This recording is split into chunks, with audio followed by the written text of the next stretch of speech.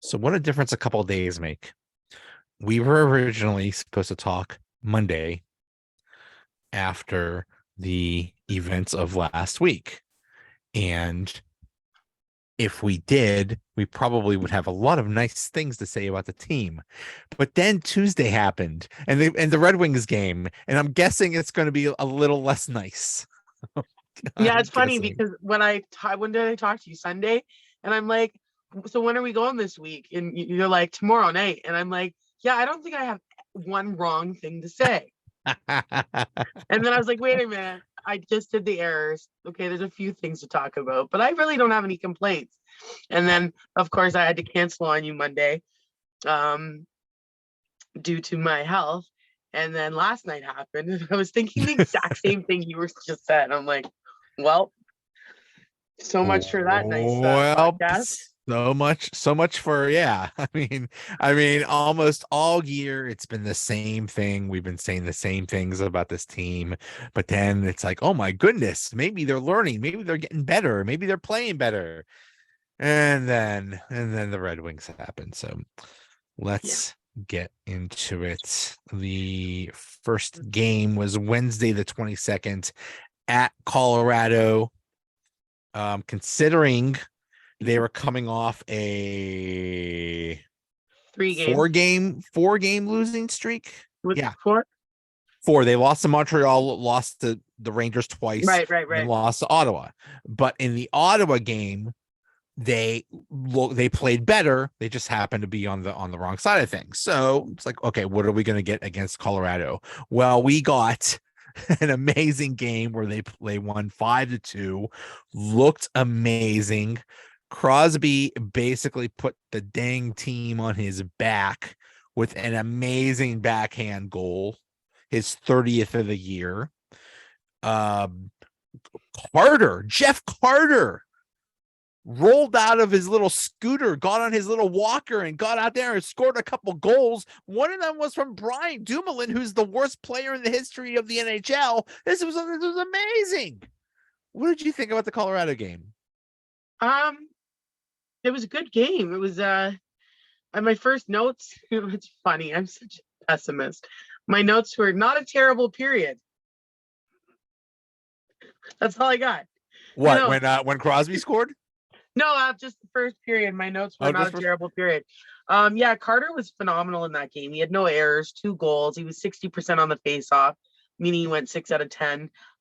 Sydney was in a different, like, oh, I love watching him play like that. It brings me so much joy when he's on top of his game and he's fully immersed in the game.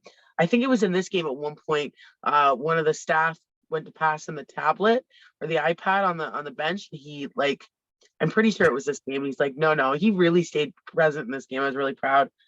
We outshot them 45-30. Now this was a good playoff field game against Colorado. Like this was a really well played game, even though we outplayed them in most areas. This is what we needed to be. We were so connected and we played motivated. You could see a difference between playing desperate hockey and playing motivated. This was a highly motivated team and it showed. Yeah, so we snapped our 4 game losing streak and ended this Avs 6 game winning streak, which had to have felt good. Had to have felt good. I mean, would we win 5-2? Beautiful. Can't complain. And funny enough, Jari had 2 missed shots. Jari had yeah, Jari. I had to remember this, like why Jari actually plays. Jari had a really good game.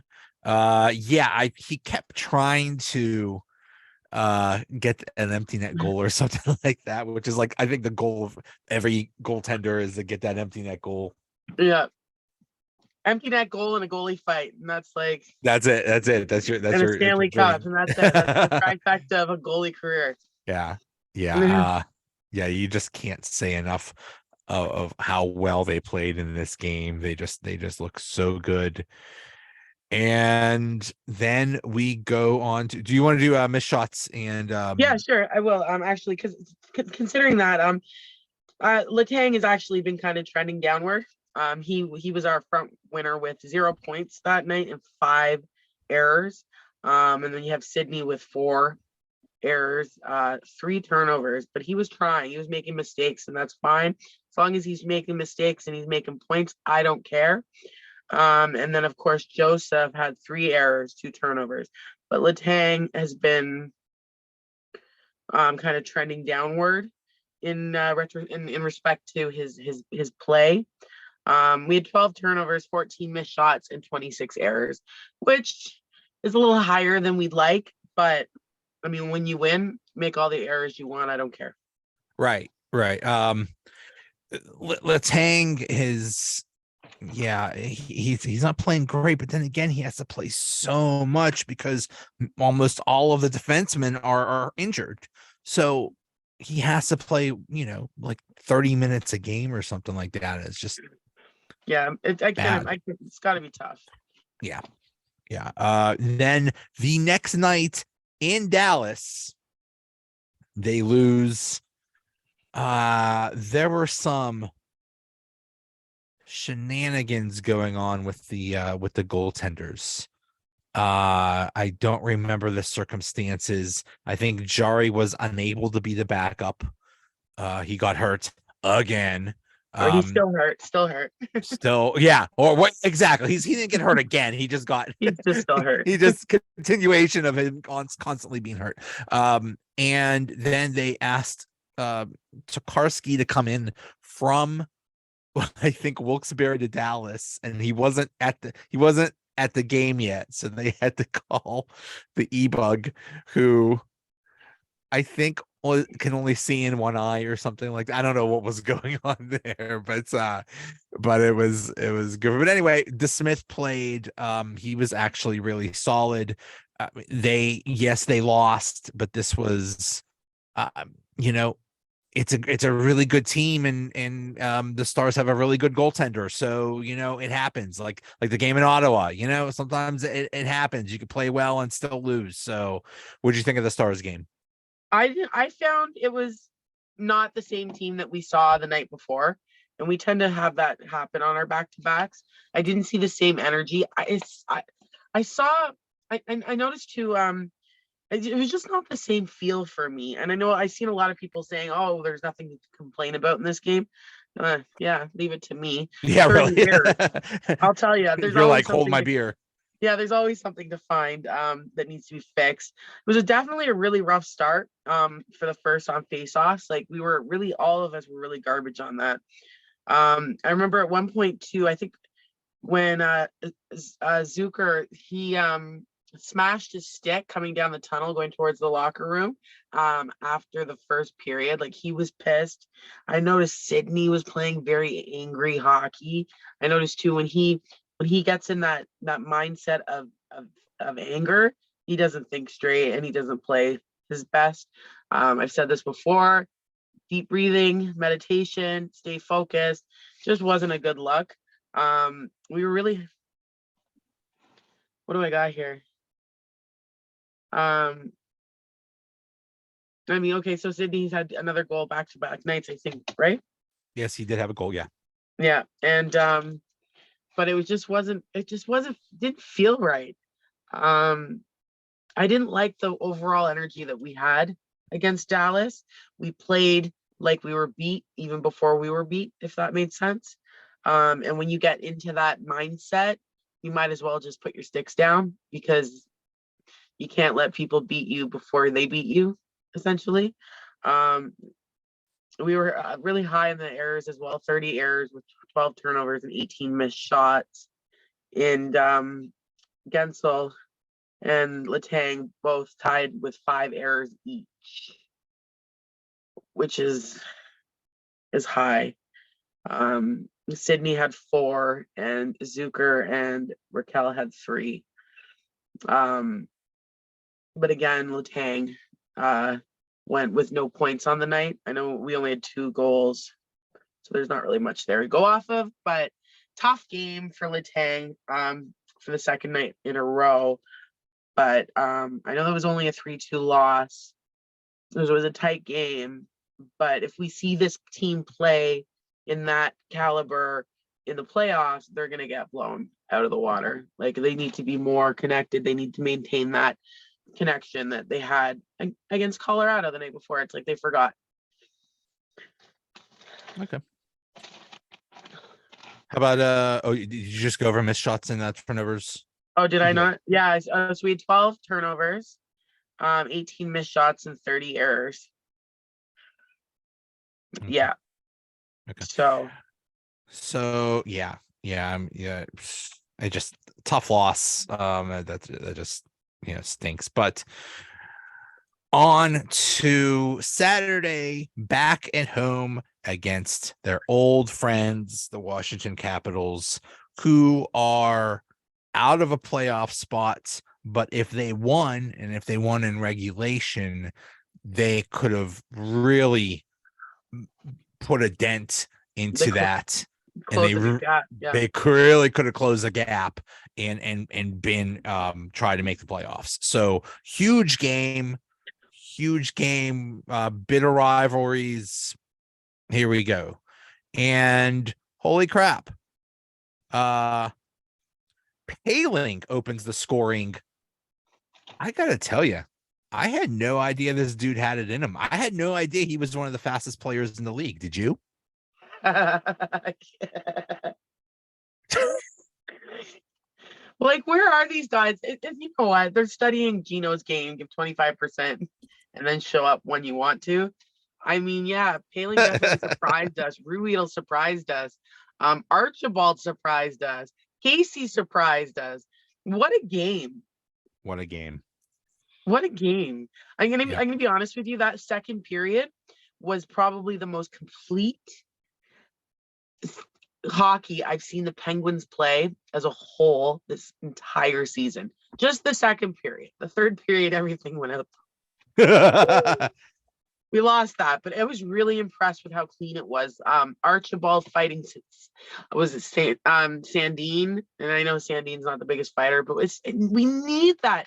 It's so important in a game to rile things up, and it didn't actually work in our favor. Kind of helped turn things around for the Capitals, but I mean, Casey was unreal. He robbed Ovechkin on a breakaway. Yeah, and from like Ovechkin's like luxury spot, like it's just like I was so proud of Casey in that game. And I don't even really blame him so much for the third period shenanigans. But yeah, it was really, really good. Until we got to the third period. So it was no goals in the first period, 2 goals in the second period by Paling and Chad Ruedel. What? And then third period, Jake scores a power play goal and it's 3-0. Whoa, we got this in the bag because the Penguins never blew a third period lead. My God. 3-0. 3-0 to 3-3. My God. It's just unfathomable. How do you allow this to happen? Almost every single time. Now this had to be at least the 10th time this has happened in the year. I know it's been more than that. It's definitely insane. They get comfortable. They fall back on their heels and they don't play. And you cannot give up, especially against a game like Washington. And I remember thinking to myself, watch out for Wilson. Watch out for Wilson. Wilson's going to do something. And who scored first for the Capitals? Tom Wilson. I was expecting him to go after one of our players, not the goal. Not the goal net or the net, whatever. Sorry, I'm so out of it. But yeah, unbelievable. Like it was just absolutely, and it happened so fast, and we knew it was coming, but we didn't see it coming. If that makes sense. Can't do this though. This is our weakness. You just can't. Come on. I don't care. I don't care what the solution is. Figure it out. And this isn't on the coach. They should know better. They totally should know better. No, the only thing the coach really has to do is motivating your players and putting together the best lineup, which we know Sullivan doesn't know what he's doing. Which he doesn't do. No idea what he's doing there. Yeah. Speaking of, well, no, go on. I'll let you. Yeah. Okay. So it's 3-3. Strome score now. Okay, so Wilson scored to make it 3-1. Ovechkin scores from, as you call it, his luxury spot. You can't say enough good things about that guy. You know it's coming and there's nothing you could do about it. He scores from the same spot and he does it every time and it almost works almost every single time. That's embarrassing. Like It is. It really is. like you got to know how to play. Goalies need to know where player you got to be able to read your opponents, predict what they're going to do, and be able to stop them. And the fact that no one's been able to stop Ovechkin is really embarrassing. Well, that's not true. Casey did stop him once on He that did stop him once from that, yeah. one, And I mean, but and in the Penguins' defense, he's done that against every team in the league for yeah, 15 years or so. So, it's just amazing that he keeps getting away with that and he keeps pulling it off. And it's just amazing. He has like 820 some goals. I would imagine like 810 of them are scored the exact same way. It's yeah. amazing. It's just, hey, hats off to him. Hats off to him. Then Strome ties it at 17-16 in the third period. Now it's 3-3. Like, oh crap, here we go. We're going into overtime. Oh my god. And then Malkin, who kind of started this whole thing because he took another stupid penalty. But he steals the puck, scores at 18:40, and the Pens hold on to win 4-3. The place goes nuts. He does his little dance. I don't know what he was doing. He kneeled down or something like that. It was wonderful. It was a lovely feel-good moment. And then the Pens celebrated like they won the Stanley Cup.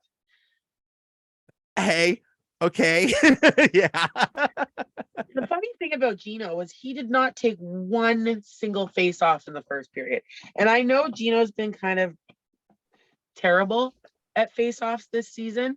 I mean, we've all been pretty How's bad. that possible? He's the center. I know. I don't know. I didn't pay attention. I was looking I'm at pretty sure that second line had some face-offs. He didn't take one single face-off in the first period. Crazy. And I was just like, well, you know what? Kind of good because he's not very good at. He's not as reliable. I mean, Sydney is batting below around 500 or below. Like he's hit or miss. Paling's been strong. Carter's more good than bad on the dot. He's more reliable than not. But that was really shocking to me to see Gino with that. Interesting. Yeah, no, because I pay attention to that stuff because I know how important it is. But it was nice to see him show up for 100% of Gino in that moment that we needed him. God, I wish he'd play like that for 60 minutes. Seriously. Seriously. Yeah. We would be in first place. If we got Sydney in the zone and Gino at 100% every game, like, give me a break. It wouldn't matter who played on their wings because it would be the Sid and Gino show. Right. Right. What's going on? They wanted to play together. They wanted to come back. They like, where's that meme with the stick? Do something. Like, do something. Because this was not Sydney's game at all. He didn't have any errors either. Actually, come to think about it, but did he have any points? We scored a lot of goals, didn't we? Who? Crosby? Yeah. Nothing. No points. He have? Yeah, nothing. He did not. Yeah. No points and no errors, but it just wasn't his game. And usually we get a fired up Sydney when he plays. He plays more motivated when he plays against Washington. So I don't know what's going on with him there. Speaking of errors, though, we had 25 in total, 15 turnovers and 10 missed shots. Tanger with 6 errors. Also 0 points from him and 1 turnover leading to a goal. So that's 3 games in a row now. Tanger's first with the highest. That's 16 errors by Letang in 3 games. which is just insane. Friedman had 5, but 4 of those were missed shots. So I'm not really worried too much, even though I really wish these guys would tighten up on their shooting.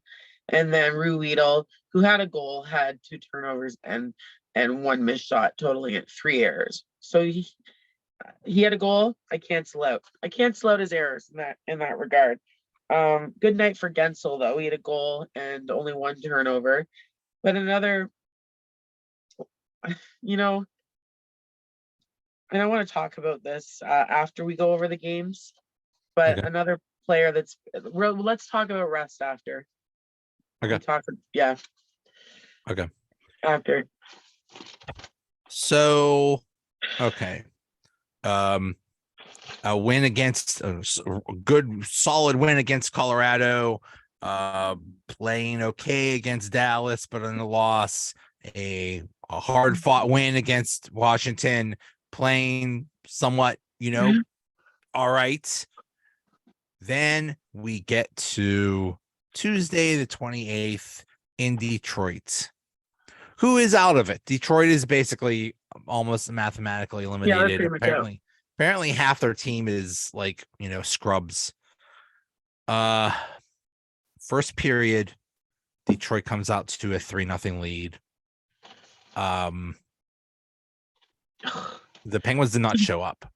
I literally left the room and I came back. I was gone a minute and it was already 2-0. I remember I messaged you. I'm like, what happened? Like, what happened? Yeah, no, that was brutal. Yeah. No, I mean, it was ridiculous. It was just absolutely ridiculous. This is a must-win game. This, especially Florida, has been helping them out and has been losing. Cool. But all they needed to do was win. And really, I think they would have been 5 points ahead of Florida. They would have had a much comfortable position to make the playoffs. But no, they failed to show up. Now, they did tie it in the second period. Okay, cool. Zucker scored. Malkin scored on a 5-3. No, I think they switched it to Gensel. Okay, they switched it to Gensel. And then Carter. And then Carter scores, who is looking better lately. Is he playing with Paling or is he playing with O'Connor and Archibald? He's on the 4th line. I didn't pay too much attention to this game. I was like half drugged on cold medicine, and I was like trying to pay attention. Well, this is the game that Sullivan decided to bring up Grunland on the 2nd line and Raquel to the 3rd line and Rust on the 1st line. And when I saw that right away, I thought loss. Actually, I think I commented on one of your tweets about it. You said something about Rust shouldn't be. Why is Rust on the? And I'm like, when I saw this, I automatically thought lost. But yeah, like what are you doing, Sully? What are you doing? What are you doing, Sully? Grunland is horrible, first of all. Granlund has been a major disappointment. I think 1 goal in 13 games or something like that. But we kind of knew that was coming. We knew that was coming, Joe. We knew it. We did. We weren't excited for that trade. No, nobody was. Everybody, when that trade happened, everybody said, him? Who? What? Yeah, I mean, immediately the Fire Hextall. Yeah, the Fire Hextall brigade got fired up. But Rust is just not having a good year. And he's just it's mental. He's just not that good. Okay. And he's just not that good. Okay. He was good, but he's not. I don't know how to explain it. He was brought out by, you know what? Chemistry is so important. And when there's no chemistry, you're not going to bring out the best in your players, right? So you're going to have your players having to work harder to make up for that lack of chemistry. So Rust without chemistry is like, a rusty nail. Yeah. I'm so out of it. Okay, so in 2019-20, he had 27 goals and his shooting percentage was almost 18%. In 2021, he had 22 goals and his shooting percentage was 14%. And last year, he had 24 goals and his shooting percentage was 13%. This year, it's 8.3%. The dude's not getting it done. He has 16 goals in 73 games. He's not getting it done. No, He he does should not not be on the top deserve to line. be. He does not deserve to be on that first line. He does not deserve to be on the roster. But I remember I was like, I want him gone, trade him, get him out of here. And you're like, no, no trade clause. And I'm like, you know what? It's so frustrating. I think that Rust's game can be rejuvenated with a different line. He needs Yes. total different line mate. He needs to be able to, find his groove with someone else, somewhere else, and not have that comfort stability playing alongside Sydney. Also too, he's hindering the performance of both Jake and Sydney. Like, Yes. for example, what did Sydney do last night? Nothing. Nothing. No points. What Jake do? He got a goal. But I think it was a tip in or a deflection, so it's like it wasn't, a big whatever. Wasn't much of an effort. It was more like kind of luck. Good, right place, right time, I think. Anyways, yeah, no, this is what I've been talking about all season long. Is you got to play your best lines, and I like that. Oh, what was the Zucker goal? Who were the assists? Raquel and Gino. That is your Yes. second line. That needs to stay your second line. It produces. Rust needs to go down. Okay, but then who gets on that first line? You know what? Bring up Archie. Archie's in my books right now. I'm loving him. Or Nylander. Bring up a kid. They know what works. I'm so over it. Anyone. You can bring up anyone. You literally O'Connor. O'Connor, Heinen, Archibald. Anyone. You can bring anyone up. Granny. How about maybe Gremlin will actually be okay if he's with Cindy and Jake. Try that for 5 minutes. I don't know. The look you just gave me, just I'm just trying to no, I'm trying to actually maybe. How old is he? But you're right. Well, Granlin's 31. But yeah, no. Yeah. But yeah, I mean, Rust defensively is okay. So put him on the third line. Yeah, no, I would like I need to see this. I need to see someone play up. And I think if anyone's earned a chance up on the top line, be Archibald. He's been playing phenomenal hockey. He's been getting involved in everything, and I really like to see it. And didn't he scored a goal? He scored a goal last night. So, why not? Give it a try. Give it up. What do we have to lose? We're not winning the Stanley Cup this year. And we've been badgering this for the whole length of this season. Find the right lineup before it's too late. Find the right lineup before it's too late. Try this. Have some fun with this. Have some fun with the lineup. And then it's like, now it's March and you're just like, well, you did it to yourself, Sully. Yeah. Yeah. So yeah, it was 3-0 Red Wings. Then the Penguins tied it at 3. Then I believe the Red Wings made it 4-3, but then Archibald scored to make it 4-4. And then it just went all to hell. DeSmith just gave up some really bad goals in that third period. He did not look good. Sometimes he looks really good and sometimes not so great, but that's all they have because Jari is unavailable, although he might play tomorrow, which I don't know what the heck is going on. Apparently, he's good enough to be the backup. So what are we doing here? Are we just gonna keep playing him until he drops dead or something? I mean, what are we doing? Falls apart? What are we doing here? I don't know. I don't know.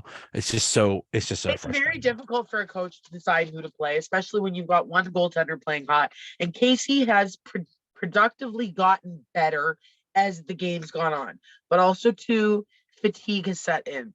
How many games has he played this season? Can you get that up quick? I can. Let's see.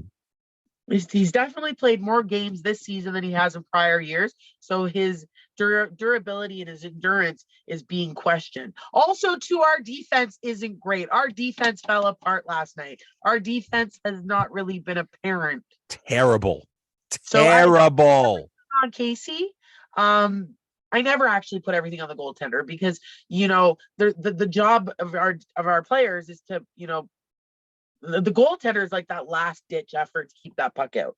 We've got 6 players on the ice to prevent that puck from moving down to the other end of the ice, right? So I don't blame everything on Casey. Plus, I love Casey, so I'll never say anything bad about him. Casey Smith has played 37 games.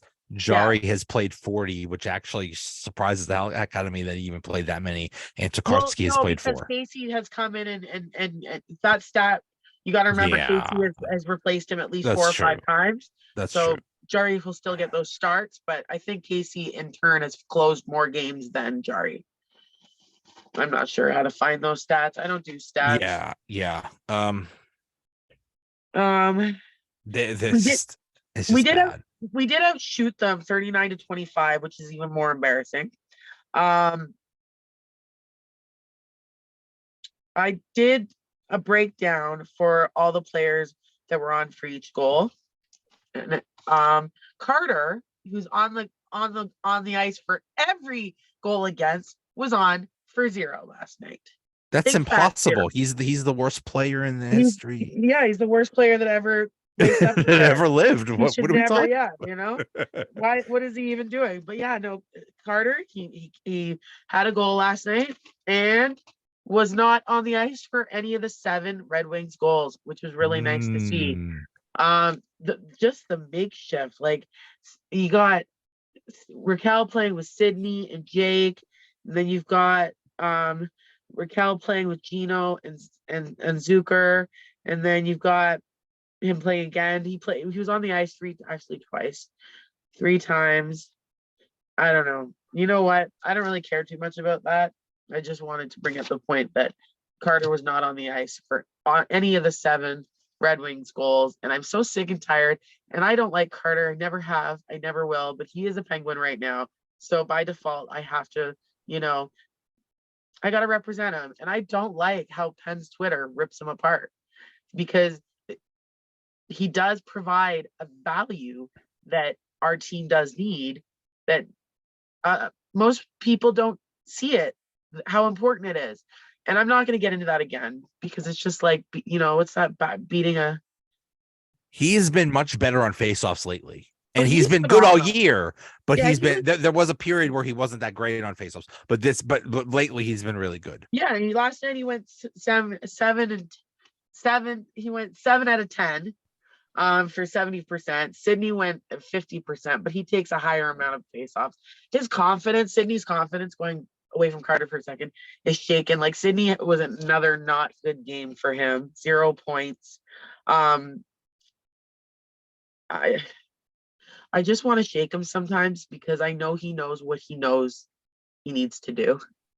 That was a tongue twister.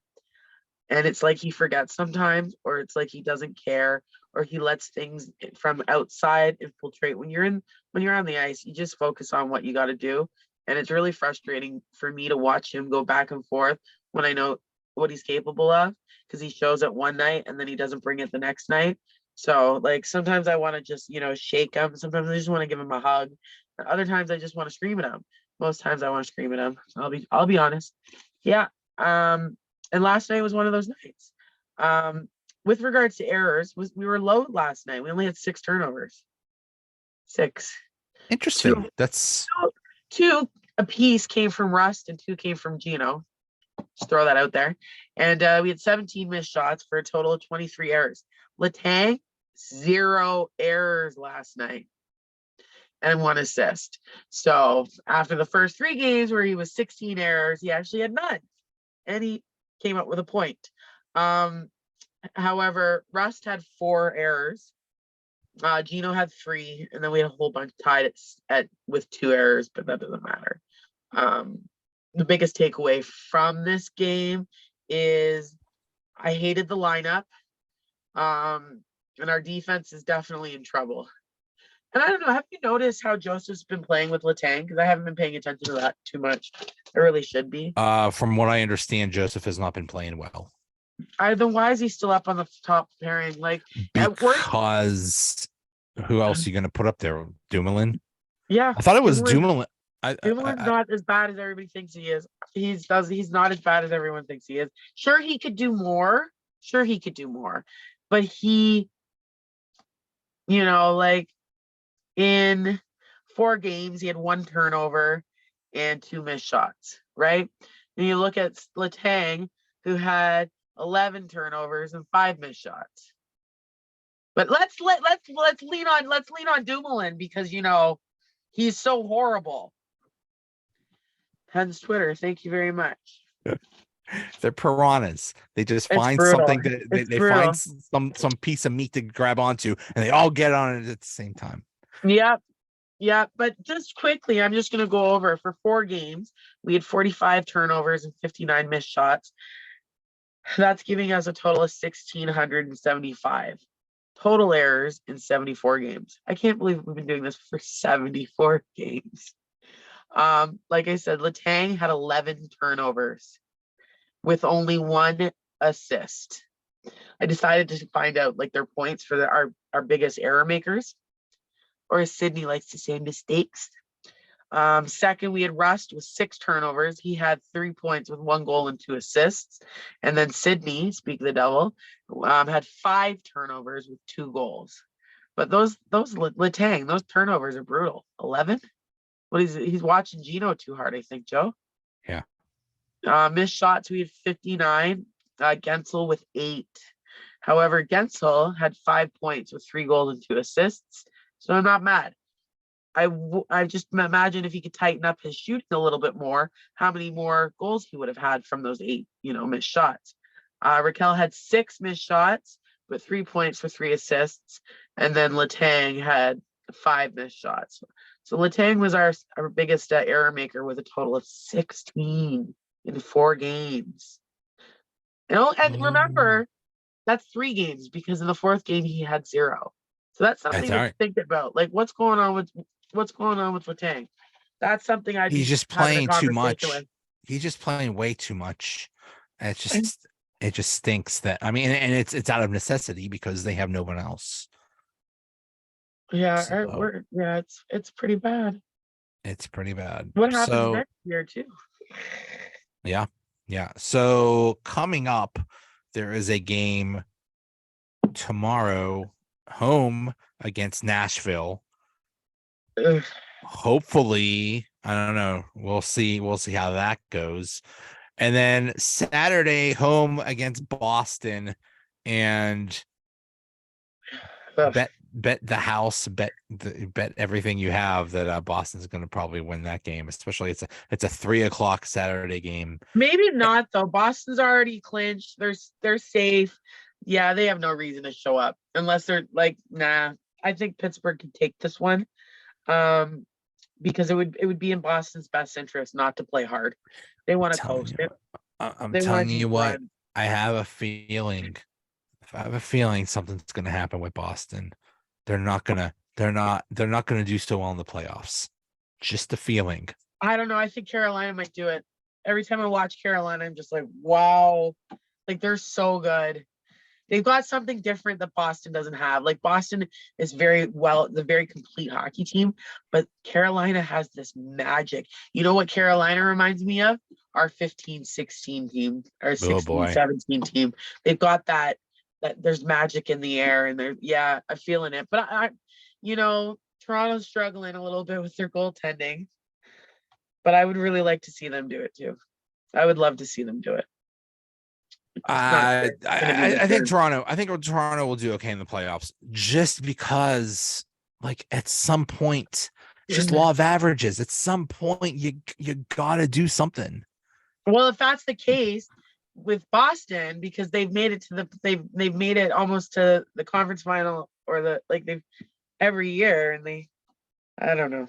It's tough. You know what? What was that year? It was Tampa against Columbus, and Tampa was like I believe won the President's Trophy, Everything was awesome.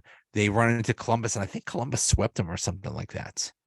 You get Oh, I remember too that. Yeah. you get too complacent. You get Yeah. too You comfortable. yeah, you get too comfortable, and clinching too early actually hurts, because now, like you said, they might start losing because they really don't care. These games don't really matter for anything. So that's a long time to be just going without playing like you're at your top level. Right, right. I was actually just looking at the standings, and it's so funny. No team in the Western Conference has clinched yet. It's like two different leagues. The Eastern Conference is the NHL, and the Western Conference is like the ECHL. Uh-huh. Not even the AHL. It's so brutal. It's so brutal. Um, but yeah, Florida wins tonight. And they're winning right now. Ugh. Oh boy. They're playing the Leafs. They scored with a minute on the clock. Oh boy. Why did I look at that? Islanders are playing Caps tonight. That's it. That matters. But it's so funny looking at this. I do think the Pens will make the playoffs. I just don't see them making it past 4 games. Yeah. We'll see. We'll Who see. do we play? If You it know was to what? end right now, who would we be playing? How does that work now? Right, they would be playing Boston, because they Ugh. got that second spot. Yeah, toast. They really got to go back to that one day, like the 1 versus 8, the old. There is only one person on this planet that likes the current playoff Batman? configuration. Batman. That's it. Out of 8 billion people, 7,999,000,000 all hate the playoffs as they are, The players are including even many out of the saying it. players. The But players are out Batman saying likes this it. is stupid because you have two of the best teams that are going to be eliminating one of them in the first round. Like if you want to give So stupid. It's so stupid. fire Hextall, boycott Batman. What else you Fire. got? Oh, Batman, come on. Dude, you've been doing this for 30 years. Let somebody else try this. And how does Sullivan keep his job after another first round exit? Or if they don't even make the playoffs, because I'm telling you, you've got Buffalo, It's Ottawa, and Florida right on your doorstep. We there, lose 2 games or 3 games, they win 3, we're out. there's no guarantee. There's 8 games left. There's nothing that says this is. I mean, they're only 3 points ahead. And if Our Florida wins playoffs has tonight, they're already only 1 started. point ahead. Our playoffs have started. To get into the playoffs is like our season has just started. Usually like the season doesn't start till playoffs, but it started for us. We cannot let what happened last night. We cannot see Gino playing at 25%. We cannot see Sydney going without points on a game. I need all in or nothing. They played down to the competition, and that's ridiculous. They just That's assumed how you get beat. that's exactly how you get beat. They assumed they would just walk into Detroit and say, "Okay, we're here. We're here for our win." Okay, it was like, wait, what are you doing? We came here for a win. We just show up. It's an I've appearance actually gone fee. to a few. I've gone to a few Penguins games in Pittsburgh or in Detroit. Pens won both times, and actually, one of the most magical things happened to me at one of those games. And no, that wasn't me chirping the entire section for yelling at Kessel. I went off on them so hard. Oh, that was fun. You have to be so Actually, much fun at games. I can't wait to see a game with you. That's yeah, gonna be. it's happening. Now, definitely next season. Definitely next season. I'm hoping in October, but maybe it depends. I also want to bring my mom's wanted to get down to Pittsburgh to see a game. She's only been there for the parade. Oh yeah, bring mom. So yeah. Yeah. Well, I'm thinking it's tough. It's been tough. I miss Pittsburgh. I haven't been there so long. I've got to, yeah. But yeah, we got to go and then do a show at the Cambria after. Yeah. Yeah. That'd be fun. So, what's our predictions? For what, the next week? Okay, so it So we'll do is home, Nashville, Boston, and Philly because we'll probably do our podcast on the Monday. and they're all home games. I say they go. I'm gonna say 2-1, but I don't know where that loss is coming from. I think you're right. I think they're gonna beat Boston, but I think they're gonna lose to either Philly or Nashville. I think they're gonna go 3-0. Okay. I'm going 3-0. Yep. Yeah, I have to. And remember last time I did this?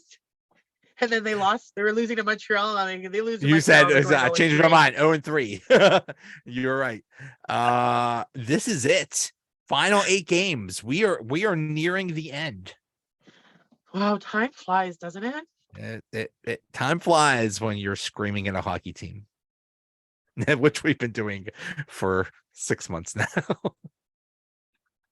And we'll do it again and again. And we'll, and yeah. It's just what we do. Hextall better be fired the minute that season is over. They I'm better have surprised they haven't fired. You know what? If it were me, if I were the owners, I would have fired him now. Brought it in term. What do you? Yeah, why keep him around? Why keep him there? Because it would kind of instill some hope into the players that we've gotten rid of this toxic, this toxic piece of our organization. Maybe the players could breathe a little bit. I honestly don't know what the heck's going on with the ownership in Pittsburgh. Like it's okay. That's the big question is what are the owners even doing? Nothing. Like what are you doing? What who else who isn't doing anything? Brian Burke. What the heck does that guy do besides scream at people about pride jerseys? That's literally the only time you hear from the dude. He does nothing. But anyway, we won't get into that subject. But if you are an ownership group and you say, okay, we bought this hockey team. Look at their profits every other year, but then this year they didn't even make the playoffs. If you look at their profits compared to other teams that I don't know make the playoffs and do these crazy thing called advance in the playoffs. Maybe we would make more money if we actually made the playoffs and did well in them. Brian Burke forgot who he was and he went woke. I'm sorry, I've been reading his book. Brian Burke was a brilliant hockey mind, a brilliant hockey person, and he what's that phrase? Go woke, go broke. Nothing against the pride stuff. We're not talking about that, but the stuff I've read in his book, Joe, and then you're looking at the team he's working for, and you're like, what is going on? You know what? I should call him out on a tweet. Where's my phone? He was a commentator. And the funny thing is, like a week or two before he got the job as whatever the heck he is with the Penguins, he was saying that the Penguins should just blow it up and rebuild. And now he's running the team and he ain't doing any of that stuff. I've heard Hextall described as lazy, stupid, and doesn't like to deal with people, which is a great combination you want for a general manager. I tell you this. I will not sit idly by and watch another season of Sidney Crosby's career be squandered. I will yell and scream, and I will throw a fit, and I will do whatever I have to make noise because you know what? Who else won't sit? I'm guessing won't sit idly by and watch another season of Sidney Crosby's career be wasted. Sidney Crosby. I hope not. I'll bet. I hope he puts his foot because he is the one person that could save all of this. He's the one person that say enough is enough. Get rid of this idiot. He also knows what he needs. He also knows what he needs in order to succeed. And it's going to be a long summer for him of doing some thinking about what's important and what he's willing to do to win because I think he's forgotten. But he can be reminded. Yeah. Yeah. All right. We will see. Talk to you next week. You betcha. Get better. Thank you. All right. See you. Ciao.